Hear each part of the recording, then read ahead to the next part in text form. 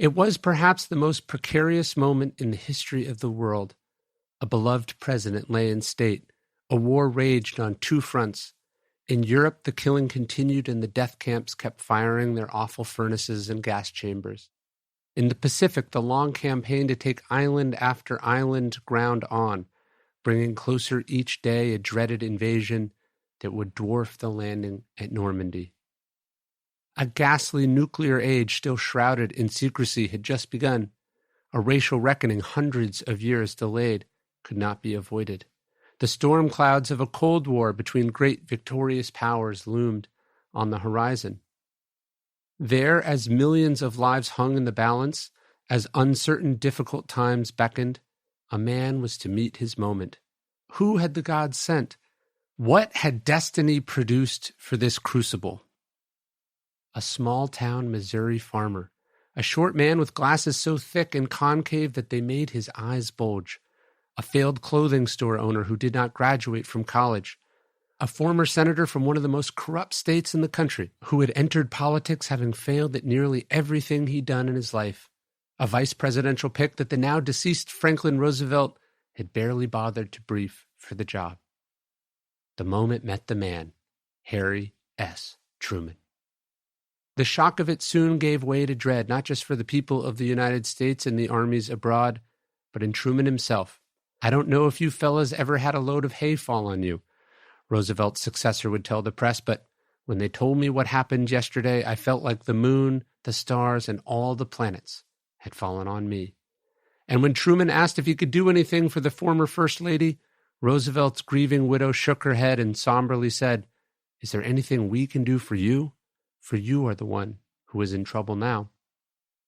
Yet not all despaired. "Oh, I felt good," one of the most powerful and experienced men in Washington would reflect, "because I knew him. I knew what kind of man he was."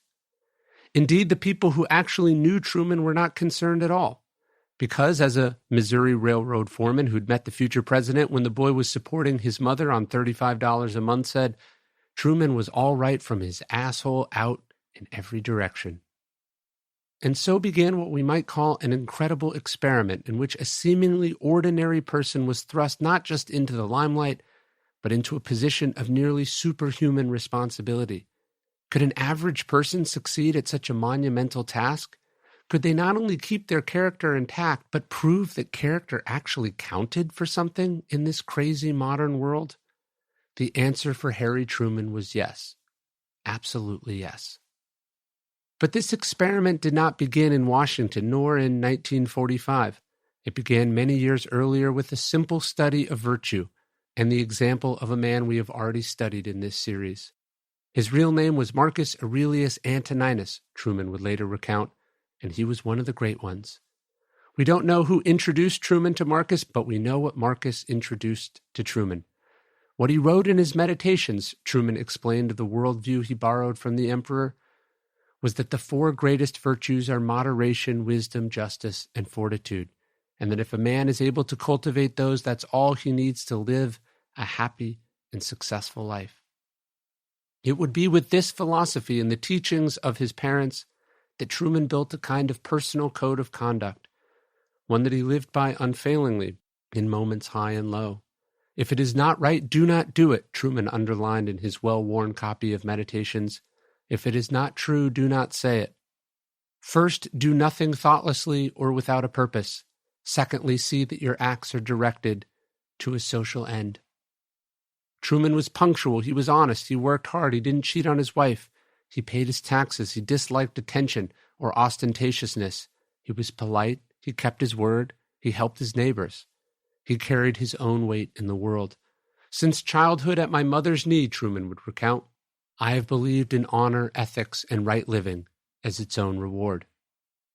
It was good that he thought of it as its own reward because for many years there was not much more in it for him than that. After high school, Truman tried his hand as a mailroom boy at the Kansas City Star, a drugstore cashier, a timekeeper for the Santa Fe Railroad, a bank clerk, and a farmer. He was rejected first from West Point for his poor eyesight, and then second, and in fact repeatedly, by the love of his life, Bess Wallace, whose family did not think he was good enough.